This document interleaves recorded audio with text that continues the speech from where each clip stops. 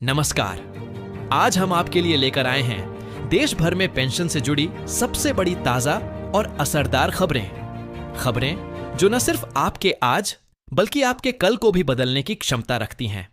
आज की रिपोर्ट में हम जिन मुद्दों पर बात करेंगे वे सीधे तौर पर करोड़ों लोगों की जेब, उनके अधिकार और उनके भविष्य से जुड़ी हुई है। और दोस्तों, इस बार का अपडेट इतना धमाकेदार है कि इसे सुनकर आपका दिल भी खुशी से झूम उठेगा। सरकार ने ऐसे फैसले सुनाए हैं जो पेंशनरों के जीवनीन को एक नया मोड़ देने वाले हैं।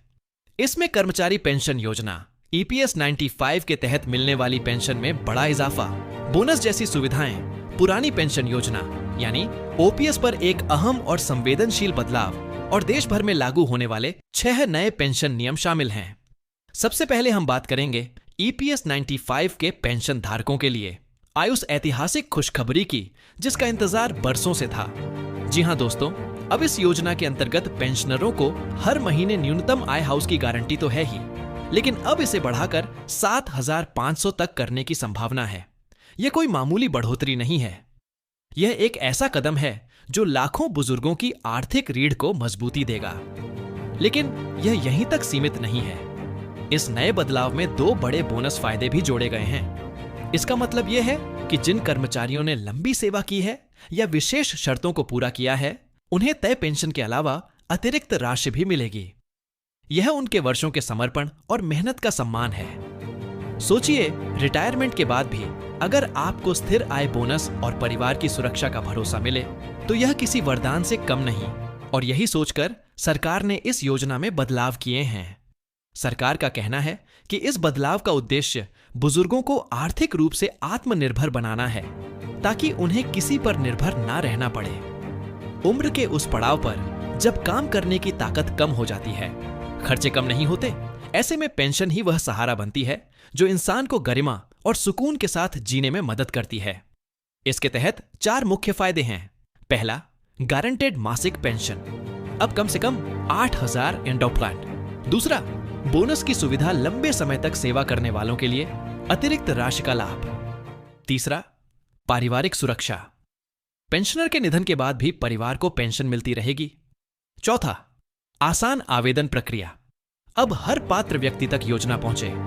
इसके लिए आवेदन प्रक्रिया को सरल और डिजिटल बनाया गया है। दोस्तों, सरकार ने साफ कहा है कि इस योजना में जुड़ने और इन लाभों का फायदा उठाने के लिए पात्र पेंशनरों को समय समय पर अपने दस्तावेज अपडेट रखने होंगे। अब बढ़ते हैं अगली बड़ी खबर की तरफ, जो सीधे कर्मचारियों के दिल को छूने वाली है। पुरानी पेंशन योजना यानी OPS से जुड़ा नया नियम। लंबे समय से कर्मचारी OPS को बहाल करने की मांग कर रहे थे, क्योंकि नई पेंशन योजना NIPS में पेंशन की गारंटी नहीं थी। सरकार ने अब एक नया नियम लागू किया है जो खासकर उन कर्मचारियों के लिए राहत लेकर आया है जिन्हें सेवा के दौरान किसी स्वास्थ्य समस्या, दुर्घटना या स्थायी विकलांगता का सामना करना पड़ा है। नए नियम के तहत यदि यूनिफाइड पेंशन स्कीम UPS से जुड़े किसी कर्मचारी की सेवा के दौरान मृत्यु हो जाती है या वह स्थायी रूप से अपंग हो जाता है, तो उसके परिवार को OPS के तहत मिलने वाले सभी लाभ मिलेंगे, जैसे पेंशन, ग्रेच्युटी और अन्य सुविधाएं। OPS के बारे में आपको बता दें, इसमें कर्मचारी को उसकी अंतिम तनख्वाह का 50% पेंशन के रूप में मिलता है। साथ ही महंगाई भत्ता DA भी जोड़ा जाता है। इसमें कर्मचारी की तनख्वाह से कोई कटौती नहीं होती, पूरी पेंशन सरकार देती है। अब अप्रैल 2025 से लागू हुई नई यूनिफाइड पेंशन स्कीम में कर्मचारियों को अपनी बेसिक सैलरी और DA का 10% योगदान देना होता है, जबकि सरकार 1800 से 5% योगदान करती है। कम से कम 10 साल की सेवा पर 8,000 मासिक पेंशन और 25 साल की सेवा पर अंतिम 12 महीनों की औसत तनख्वाह का 50% पेंशन के रूप में मिलता है। नया नियम इस मायने में महत्वपूर्ण है कि इससे आकस्मिक परिस्थितियों में कर्मचारियों और उनके परिवारों को तुरंत राहत मिलेगी। लेकिन ध्यान रहे, यह लाभ अपने आप लागू नहीं होगा। इसके लिए कर्मचारी को एक चयन फॉर्म भरकर अपने विभाग में जमा करना होगा। अब आते हैं आज की तीसरी और आखिरी बड़ी खबर पर। देश भर में लागू होने वाले 6 नए पेंशन नियम। यह नियम वृद्धावस्था पेंशन, विधवा पेंशन और विकलांग पेंशन तीनों को प्रभावित करेंगे। पहले अलग अलग राज्यों में अलग अलग राशि और प्रक्रिया होती थी, लेकिन अब यूनिफाइड पेंशन स्कीम के तहत पूरे देश में समान नियम लागू होंगे। पहला नियम, न्यूनतम पेंशन राशि अब RS 5,000 प्रतिमाह होगी। दूसरा नियम, पात्रता के मापदंड बदले गए हैं। वृद्धावस्था पेंशन के लिए वार्षिक पारिवारिक IRC ऑन सोर्स से कम होनी चाहिए। विधवा पेंशन केवल आय पर आधारित होगी, जिसकी सीमा RS से 1 लाख सालाना तय की गई है। तीसरा नियम, विकलांग पेंशन के लिए सरकारी अस्पताल से जारी 40% या उससे अधिक विकलांगता का प्रमाण पत्र आवश्यक होगा। चौथा नियम, फेस EKYC सत्यापन अनिवार्य होगा। आधार और मोबाइल नंबर से डिजिटल वेरिफिकेशन करके ही पेंशन जारी होगी। पांचवा नियम, बैंक खाता आधार से लिंक होना चाहिए और सभी जरूरी दस्तावेज ऑनलाइन जमा करने होंगे। छठा नियम, राज्य और जिला स्तर पर हेल्पलाइन और शिकायत निवारण पोर्टल शुरू होंगे। इसके अलावा विधवा पेंशन के लिए अब कोई उम्र सीमा नहीं है, केवल आय सीमा लागू होगी और संगठित क्षेत्र के EPFO पेंशनरों को उनकी सेवा श्रेणी और अंतिम वेतन के आधार पर 7,500 तक मासिक पेंशन मिल सकती है। दोस्तों, इन सभी बदलावों का उद्देश्य यह सुनिश्चित करना है कि पेंशन योजनाओं का लाभ केवल सही और पात्र लोगों तक पहुंचे और बुजुर्ग, विधवा तथा विकलांग नागरिक आर्थिक असुरक्षा से मुक्त रहें। तो यह थी आज की सबसे अहम और असरदार खबरें। इनका सीधा असर आपके जीवन और आपके परिवार के भविष्य पर पड़ने वाला है, इसलिए समय रहते सही जानकारी लें, अपने दस्तावेज अपडेट करें और योजना का पूरा लाभ उठाएं। देश भर के सभी पेंशन धारकों, कर्मचारियों और उनके परिवारजनों का मैं दिल से स्वागत करता हूं। इस विशेष रिपोर्ट में जो आपके भविष्य, आपकी आर्थिक स्थिति और आपके अधिकारों से जुड़ी सबसे बड़ी खबरों को लेकर आई है। आज का दिन सिर्फ एक आम दिन नहीं है, बल्कि इसे आप आने वाले समय में एक ऐतिहासिक मोड़ के रूप में याद रख सकते हैं, क्योंकि आज हम जो जानकारी आपके सामने रखने जा रहे हैं वह आपके पेंशन जीवन में नई रोशनी, नई उम्मीद और नई ताकत देने वाली है। दोस्तों, जब हम पेंशन की बात करते हैं तो यह सिर्फ एक मासिक राशि का नाम नहीं है। यह आपके जीवन भर की मेहनत, आपके वर्षों की सेवा और आपके परिवार के सुरक्षित भविष्य का प्रतीक है। लेकिन अक्सर हम देखते हैं कि रिटायरमेंट के बाद लोगों को जिस स्थिर और पर्याप्त आय की जरूरत होती है वह उन्हें पूरी तरह से नहीं मिल पाती। यही वजह है कि पेंशन में सुधार, पेंशन राशि में बढ़ोतरी और पेंशन नियमों में बदलाव जैसी खबरें इतनी अहम हो जाती हैं। और आज हमारे पास आपके लिए 3 ऐसी बड़ी खबरें हैं जो हर पेंशन धारक और कर्मचारी के जीवन में सकारात्मक बदलाव लाने वाली हैं। पहली, EPS मैंटीफाइव पेंशन योजना में ऐतिहासिक बढ़ोतरी और बोनस का लाभ। दूसरी, पुरानी पेंशन योजना यानी OPS से जुड़ा नया और महत्वपूर्ण नियम। और तीसरी, पूरे देश में लागू होने वाले 6 बड़े पेंशन नियम जो वृद्ध, विधवा और विकलांग पेंशनरों को सीधे प्रभावित करेंगे। तो आइए एक एक करके हर मुद्दे को विस्तार से समझते हैं। पहला, बड़ा अपडेट, EPS 95 पेंशन योजना में ऐतिहासिक बढ़ोतरी और बोनस का तोहफा। दोस्तों, जो लोग कर्मचारी पेंशन योजना यानी EPS 95 के अंतर्गत आते हैं, उनके लिए यह समय सच में जश्न मनाने का है, क्योंकि सरकार ने इस योजना में बड़े बदलाव करते हुए पेंशन राशि बढ़ाने और बोनस की सुविधा देने का रास्ता साफ कर दिया है। अब तक इस योजना के तहत न्यूनतम पेंशन राशि R8,000 थी, लेकिन अब सरकार ने इसे बढ़ाकर RSER के आज तक करने की संभावना जताई है। इसका मतलब यह हुआ कि पहले जहां किसी पेंशन धारक को महीने में मात्र 18,000 मिलते थे, अब उन्हें लगभग 4 गुना ज्यादा राशि मिल सोचिए यह कितना बड़ा अंतर है। अगर किसी परिवार की मासिक पेंशन 8,000 थी और वह बढ़कर आरक्षण 500 हो जाए, तो वह परिवार अपने मासिक खर्चों का बड़ा हिस्सा आसानी से संभाल सकता है। लेकिन यहां सिर्फ राशि बढ़ाने की बात नहीं है, इस योजना में अब बोनस की सुविधा भी जोड़ी गई है।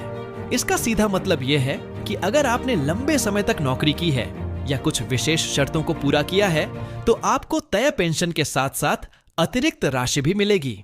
यह पेंशन कुछ समय तक काटने के लाश अतिरिक्त राशि भी मिलेगी। बोनस आपके सालों की मेहनत का एक तरह से सम्मान है।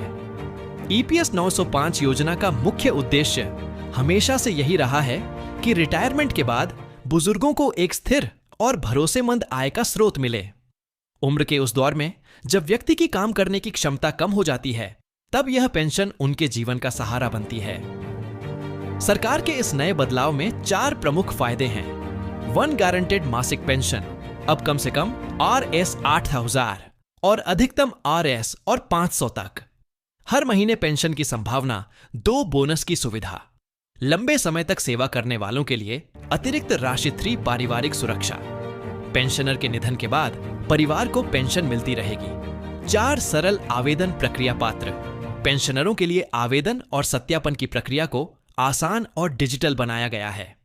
और दोस्तों, सरकार ने यह भी स्पष्ट किया है कि इस योजना का लाभ उठाने के लिए पेंशनरों को अपने दस्तावेज समय समय पर अपडेट रखने होंगे, ताकि किसी भी तकनीकी कारण से उनका लाभ ना रुके। दूसरा बड़ा अपडेट, पुरानी पेंशन योजना OPS पर नया नियम। हम अब बात करते हैं उस खबर की जिसका इंतजार लाखों सरकारी कर्मचारियों को लंबे समय से था। पुरानी पेंशन योजना यानी OPS को लेकर सरकार ने एक अहम और संवेदनशील बदलाव किया है, जो खासकर उन कर्मचारियों के लिए वरदान साबित हो सकता है जिन्हें अपनी सेवा के दौरान किसी गंभीर स्वास्थ्य समस्या, दुर्घटना या स्थायी विकलांगता का सामना करना पड़ा है। नए नियम के अनुसार यदि यूनिफाइड पेंशन स्कीम UPS से जुड़े किसी कर्मचारी की सेवा के दौरान मृत्यु हो जाती है या वह स्थायी रूप से अपंग हो जाता है, तो उसके परिवार को OPS के तहत मिलने वाले सभी लाभ मिलेंगे। इसमें पेंशन, ग्रेच्युटी और अन्य सुविधाएं शामिल हैं। दोस्तों, OPS की खासियत यह है कि इसमें पेंशन गारंटेड होती है। कर्मचारी को उसकी अंतिम तनख्वाह का 50% पेंशन के रूप में मिलता है। साथ में महंगाई भत्ता भी जोड़ा जाता है। इसमें तनख्वाह से कोई कटौती नहीं होती, पूरी पेंशन सरकार देती है। दूसरी ओर अप्रैल 2025 से लागू हुई नई यूनिफाइड पेंशन स्कीम में कर्मचारियों को अपनी बेसिक सैलरी और DA का 10% योगदान देना होता है, जबकि सरकार 185% योगदान करती है।